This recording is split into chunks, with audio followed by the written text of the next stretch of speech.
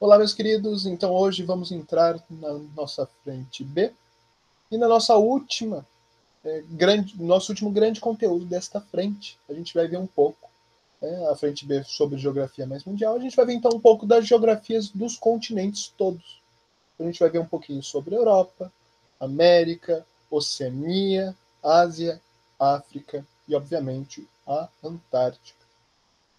Então, tentar entender um pouquinho aí de diversos aspectos geográficos mesmo. Eu vou tentar não fugir um pouquinho da parte geopolítica, que a gente acabou já discutindo muito nas aulas anteriores. Não que não coubesse mais discussão, mas devido ao tempo que nos é reservado, essas aulas de relativamente próximo de 20 minutos cada, eu não conseguiria fazer tudo e ainda continuar o nosso cronograma. Então optei dessa escolha de eu lidar com os continentes, pensando mais na parte de relevo, clima, hidrografia, que é aí uma parte de tentar conhecer um pouquinho esses aspectos físicos, principalmente, é, do nosso no mundo em que vivemos. Obviamente que seria muito interessante, junto com todas essas discussões, eu discutir com vocês sobre os países, né, alguns países especiais, algumas situações especiais que acontecem, a parte geopolítica. A gente acaba realmente, por exemplo, na Europa, tudo bem que a gente acaba vendo bastante, principalmente dos países, né, com França, Alemanha e a Inglaterra. Da América a gente vê um pouquinho sobre nós, o Brasil, um pouco sobre a Argentina, os países do Mercosul, o México, né, Estados Unidos, Canadá. Porém, a gente perde aí um monte de coisa, né? A América Latina, mesmo como um todo, a gente basicamente não vê. A geopolítica da Ásia, a gente basicamente só vê da China e do Japão, no máximo aí uma Coreia. Da África, então, a gente quase não fala. Oceania, coitada, ali tá. Então, seria muito interessante essa discussão, mas infelizmente não há tempo ainda mais devido a toda a situação que a gente se encontra e tudo mais. Então, só justificando, né, por que eu vou dar então essas aulas assim, era ali dos continentes. Então, semana, mais uma vez, como a gente alterna, né, uma semana é frente A, uma semana é frente B. Uh, Semana que vem a gente não vai falar sobre continente, a gente vai voltar para a semana sobre geografia no Brasil, e na outra a gente volta a falar sobre algum outro continente. Bonitinho, perfeito? Então essas duas aulas hoje serão para falar sobre a Europa, continente europeu. Bem, então vamos tentar conhecer um pouquinho do continente europeu, alguns aspectos que a gente já, na verdade, que a gente já conhece, a gente basicamente estuda muito sobre a Europa Ocidental, em geografia, em história, geopolítica, em tudo é muito a Europa Ocidental, que muitas vezes a gente vai falar, por exemplo, que a nossa história é ou ocidental ou eurocêntrica, então a Europa ali é o centro, tanto que nos principais mapas a gente já viu isso, quem está no centro em geral é a Europa, eles tentam dar uma roubadinha ali para ainda parecer que estão mais ao centro ainda. A gente também tem, então, que aí vai ser a disseminadora, né, dessa cultura greco-romana que temos, da religião cristã. Então, ela é muito forte aí, principalmente para os nossos modelos de sociedade aqui brasileiras. Então, é uma das justificativas para a gente estudar tanto a Europa. E bem, vamos então ver o que é então o continente europeu. O continente europeu, que a gente chama, ao pé da letra, na ideia de continente, que a gente tem que é uma grande porção de terra, como a gente pode ver bem, a gente vê ali bonitinho a América, a África, até dá para ver que é uma coisa só. Agora a Europa, ela não faz parte de um grande continente. Ela faz parte de um supercontinente, que é a Eurásia, Europa e Ásia. A gente já vai ver daqui a pouco uma imagem, a gente vê realmente que é um blocão de terra só. E muitas vezes há quem junte a África ainda. É que a África ainda tem ali a Península de Sinai, hoje tem o Canal de Suez, mas aí dizem que os três ali são um grande supercontinente. Mas, em geral, a inclusão da África é um pouco discutível. Agora, da Eurásia em si, falar é isso aí. Por que acontece essa divisão, então? História, simplesmente. São ali o que se associava a essa Europa continuou sendo associado com a Europa, o que era associado com a Ásia continuou sendo associado como a Ásia. Então, né, por motivos históricos, a gente vai separá-la da Ásia. E a gente vai ver que, em geral, é até meio difícil a gente elaborar uma fronteira física Europa-Ásia. E, bem, da onde que surge esse nome Europa?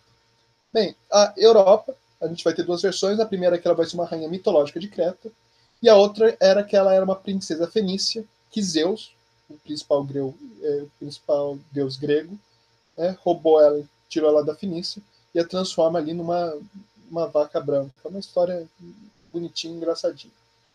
Mas, então essa é a figura da Europa. Então a Europa aí como essa divindade, mas ainda é discutível, não sabem exatamente qual veio primeiro, qual é a ideia, mas, né, durante muito tempo era associado aos reinos do norte, ali da região da Hélade, ali na Grécia. Então, né, a Grécia, lembra que Hélade e Grécia é a mesma coisa, mas então aquela região central ali da Hélade, norte central, e acabou se estendendo para todo aquele resto de continente. Lembrar que o começo ali da nossa história, onde a Europa também se associa, está ali bem no finalzinho. Ali a Grécia já está um pouquinho lá, você atravessa e já está na Ásia, né? A Anatólia ali, a Ásia Menor, ali onde acontece a Guerra de Troia, por exemplo. Porque a história começa um pouquinho mais para o Ocidente, realmente para o continente europeu, ali com Roma. E Roma mesmo não gostava muito de continuar indo para o Ocidente. Em geral, o Ocidente não eram povos bárbaros, eram povos menos desenvolvidos, enquanto que o grande desenvolvimento, a grande ciência estava ao Oriente. A Europa, então, concentra cerca de 10% da população mundial, que é pouco, pensando que a gente tem, né, Europa, América, Ásia, África e Oceania. A gente tem 5 continentes povoados, né? A gente tem a Antártica, mas ela não é povoada no sentido, né, de povoamento bonitinho, a gente tem ali os científicos apenas. Então ela, né, está abaixo ali do que a gente fosse fazer uma média básica ali de 20%, dividir ali por 5 a população mundial. E ocupa, olha só que pouquinho, 7% das terras do planeta. E as terras não do planeta todo, né? Então só as terras para cima. Então de todas as terras, ela ocupa bem pouquinho. Então a gente vê que não é um continente extenso. Tanto que tem aqueles comentários de que diversos países da Europa cabem dentro do Brasil, por exemplo, para dar uma ideia da magnitude do Brasil, como a Europa não é tão grande. E aí você tem a Rússia, que é um rolê gigante, só que ela tem pedaços tanto na Europa quanto na Ásia. E, historicamente, então, como a gente comentou, a Europa se associa com a antiguidade clássica, a civilização, então, greco-romana, se considerando, em alguns aspectos, a sucessora do Império Romano do Ocidente. Porque o Império Romano do Ocidente depois vai ser relacionado com a Igreja Católica. Então, a Europa, muitas vezes, se considera ali herdeiro disso. Tanto que do Oriente, muitas vezes, vai ser rechaçado, inclusive sua história sendo menos estudada do que a do Ocidente, né? Mesmo sendo o Império Romano. Então, olha só aqui uma imagem, como realmente é uma porção zona de terra. A gente não consegue, né? A Europa está aqui. Como que a gente separa Europa e Ásia, né? Isso aqui, aí aqui a gente já sabe o que é Ásia, aqui a gente sabe o que é Europa. Mas onde que é a fronteira? A gente vai ver que tem algumas fronteiras físicas que eles vão falar, são essas, mas que não é fácil, né? A África já é mais fácil, a gente tem aqui, né, os estreitos, como eu disse aqui, o canal de Suez, mas mesmo assim muita gente considera como se fossem os três um supercontinente. Aqui, né, é uma político da Europa, então a gente, como eu disse, a gente considera muito mais, como a Grécia aqui já quase indo para a Ásia, e a gente acaba estudando aqui na Itália, no Império Romano, que começa a vir mais para o Ocidente, mas aí tudo isso aqui era povos bárbaros, né? Os galeses, aqui na Península Ibérica, os germanos e tudo mais. Mas então aqui o que a gente conhece em geral. E, mais uma vez, só para mostrar como a gente acaba vendo só muito o Ocidente, olha, Itália, Alemanha, França, Portugal e Espanha, devido à nossa origem latina, e a Inglaterra, né, que o Reino Unido a gente ainda vê bastante. Agora o resto, aqui, esse um monte de dito leste europeu, a gente não estuda. Aqui esses coitados, que muitas vezes nem são considerados Europa, a Geórgia, Azerbaijão e a Armênia, né, há discussões, eles então a gente muitas vezes nem sabe que existe, coitados. Então, né, a Moldávia, né, a gente vai ter diversos paizinhos aqui. E aqui, né, a figura da Europa, a figura da vaca branca aí que eu comentei com vocês. Bem, a geografia, então, são cerca de 50 países, então, naquele pequeno pedaço de terra, então também essa diversidade cultural, essa diversidade étnica que a gente tem na Europa, não que não tem no resto. Tem como principal país a Rússia. E se você considerar só a Rússia, né, a Rússia como um todo, obviamente que ela vai ser a maior da Europa, porque ela é o maior país do mundo. Mas também, se você considerar só a parte europeia da Rússia, ela também é o maior país da Europa. Né? Então, eu vou voltar aqui até para mostrar. Olha que a porção que ocupa, isso é só a parte, né, europeia da Rússia. E o menor é o Vaticano, que aí sim é o menor país do mundo, então obviamente vai ser o menor, uma cidade-estado dentro de Roma, que é onde fica a sede da Igreja Católica. E aí, como eu comentei, é difícil algumas fronteiras.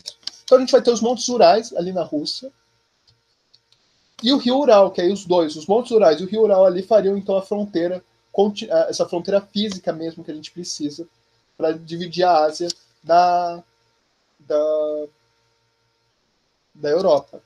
E a gente vai ter o Estreito de Bósforo, famoso já nos nossos estudos de história, porque é ali onde vai ficar a cidade de Bizâncio, Constantinopla ou Istambul, ali o Corno do Ouro, então ali é a transição, né, entre o Mar Mediterrâneo e o Mar Negro. O Estreito de Gibraltar, ali onde a Espanha beija ali o Marrocos, ou o Gibraltar mesmo, né? É uma disputa ali, a Inglaterra tem ali um pedaço, então é uma disputazinha, mas ali é um estreito onde se separa, então, da África, né? E o mar Mediterrâneo aí como um todo ali, dividindo ali a parte toda bonitinha, ali África e Europa. Então aqui o que eu comentei, né? Olhem só, os Montes Urais aqui. Então realmente eles podem servir. Só que vocês podem ver que aqui, tá, até aqui então, para cá é Europa, para cá é Ásia. Legal. E aqui, o que eu faço? Né? Como que eu vou dividir? Aí a gente vai ter aqui o Rio Ural, alguns consideram vindo até aqui, né? Então aumentando aqui. E aqui, então, e utilizam também aqui o Cáucaso para separar. Aí a gente acaba enquadrando então a Geórgia, o Azerbaijão e a Armênia. Aí, como eu disse aqui, o Estreito de Bósforo, né? Então, Mar Negro e Mar Mediterrâneo, onde fica atualmente a cidade de Istambul. O Mar Mediterrâneo, então separando bem. E aqui o Estreito de Gibraltar, que tem um estreitozinho aqui, né? Que não é fechado. Então, para separar a Europa da Ásia e da África. Perfeito? Aqui os Montes Urais, uma fotinho deles. O nosso querido Rio Ural, olha que interessante. Bem, e a Europa, uma coisa importante, vai ser as diversas penínsulas e as suas importâncias para a geografia de lá. A gente vai ter a principal península para nós, latinos, vai ser a Península Ibérica, porque é onde se encontra o Portugal e Espanha. Eles vão se projetando mais ao Oceano Atlântico, né? Não é só por isso que eles vão se lançar ao mar com mais facilidade, mas vai ter essa facilidade, sim, de ter uma costa para o mar. Então, Portugal e Espanha na Península Ibérica. Ah, eu preciso saber o nome dessas penínsulas todas? Não, necessariamente. Vamos com calma. É interessante a gente saber o nome das penínsulas. Elas nos é útil e é o famoso. Imagina a gente sabe uma questão sobre, né, os países ibéricos. E eu sei sobre Portugal e Espanha. Eu estudei sobre Portugal e Espanha. Só que países ibéricos eu não sei o que significa o termo, então rodei. E a Europa, às vezes, é um pouquinho mais cobrado, principalmente alguns vestibulares mais exigentes. Principalmente, por exemplo, a FUVEST, né, para entrar na USP. Mas a gente vai ver aí, tentar associar, mas a gente tentar ler, não precisa decorar, mas ter uma ideia de que existem esses nomes. Então, a Ibérica, ali, Portugal e Espanha. Temos a península da Jutlândia, né, que é onde fica a Dinamarca, bem ali mais ao norte. Eu já mostro o mapa bonitinho para vocês. A da Escandinávia, da Suécia e da Noruega, com seus fiordes e tudo mais. A Balcânica, ali das regiões das Balcãs, principalmente, né, Albânia, Grécia, né, região da antiga Iugoslávia. A Itálica, essa é super fácil de lembrar, né, Península Itálica, então refere à Itália, que é aquela bota, a famosa bota chutando a Sicília. Né? Então, olhem aqui. Então, a Ibérica, então essa península aqui, obviamente não tem só essas penínsulas, por exemplo, aqui esse mapa já mostra a Kola, lá na Rússia, a da Crimeia, que já é uma discussão, mas a gente ficando com essas que eu passei já está muito bom. A gente também tem aqui a região da Normandia, né, e tudo mais. Mas em geral a gente tem então a Ibérica, então Portugal e Espanha, aqui ó, bem já se lançando ao mar. A Itália, onde fica a Itália, né, devido a, principalmente por conta de Roma, e olha como parece uma bota, né, o desenhozinho aqui parece uma bota, chutando a ilha da Sicília. Né. A Jutlândia, né, pode falar também Jutlândia, né, o J mesmo, mas devido aos povos nórdicos, geralmente esse J você pode ouvir como I, tanto que em alguns lugares você pode encontrar como Jutlândia mesmo, né, não Jutlândia. Mas tanto faz, né, vai ao gosto do freguês. Então aqui é onde fica a Dinamarca, a península da Escandinávia, né? Então ali Noruega ao norte, Suécia ao sul. Então olha que eu acho isso fácil, né? Para lembrar, Noruega, né? N de norte, Suécia, S de sul. E a Balcânica, ali onde fica a Grécia, né? Esse montezinho de ilha aqui, ó, Creta e tudo mais, é a Balcânica. Perfeito? Então são essas as principais penínsulas europeias. Perfeito, pessoal? Então, a gente vai ter, obviamente, mais uma vez, várias outras penínsulas, mas que não tem tanta importância, né, quanto essas que eu te passei. A Ibérica, por ser latina, a Jutlândia e a Escandinávia, devido também a essa proximidade, tem até uma ponte aqui ligando as duas, mas a parte econômica mesmo. A Itálica, devido à Itália, né, Roma, e a Balcânica aqui, porque é uma rota muito forte aqui. Muitos países só têm acesso, principalmente da Europa, ao Mar Negro, e precisam, né, a importância que a gente já discutiu sobre o Corno d'Ouro, né, o Estreito de Bósforo. E o relevo da Europa, olha que interessante.